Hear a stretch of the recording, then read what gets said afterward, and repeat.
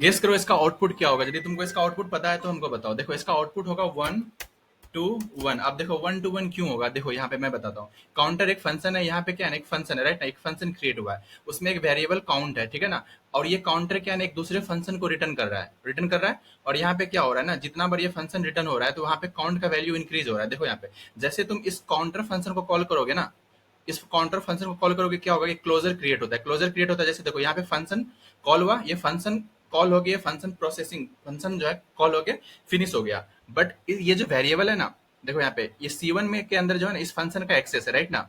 और साथ में इस वेरिएबल का भी एक्सेस है, इस फंक्शन को, इस C1 के पास इस वेरिएबल का भी एक्सेस है। इसी कॉन्सेप्ट को क्लोजर कहते हैं। तो देखो अब यहाँ पे जैसे तुम यहाँ पे फर्स्ट बार C1 को कॉल किया तो ये वाला फंक्शन कॉल हुआ, तो यहाँ पे काउंटर 0 से 1 हुआ, फिर से तुम क्या हुआ, C1 कॉल हुआ, राइट ना। फिर से तुम C1 को कॉल किया, पहले 1 था, 1 से वैल्यू क्या हो गया, 2 हो गया। अब फिर से देखो यहाँ पे C2 कॉल हुआ, C2 मतलब फिर से इस काउंटर फंक्शन को हम फिर से कॉल किए। जैसे तुम फिर से कॉल किया तो क्या हुआ ना कि न्यू मेमोरी क्रिएट हुआ फिर काउंटर के लिए, राइट ना। फिर से न्यू मेमोरी क्रिएट हुआ और ये रिटर्न क्या कर रहा है, फिर से 0 + 1 1 फिर से रिटर्न कर रहा है। समझ रहे हो? ये कॉन्सेप्ट तुमको पहले से पता था तो कमेंट करके बताना। इस टाइप का वीडियो देखने के लिए इस चैनल को सब्सक्राइब करके रख लो।